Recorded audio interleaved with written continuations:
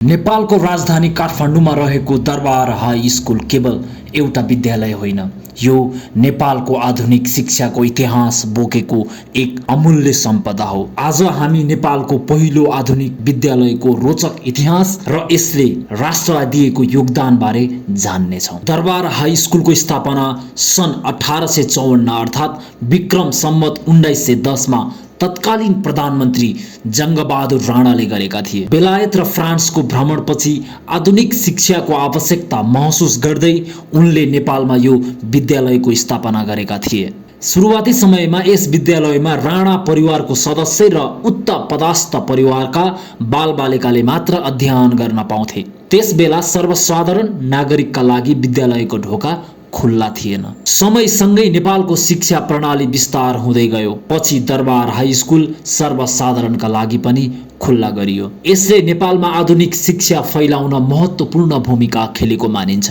यहाँ अध्ययन गरेको धेरै विद्यार्थी पछि प्रशासन, राजनीति, शिक्षा, साहित्य र अन्य क्षेत्रमा नेतृत्वदायी भूमिकामा पुगे।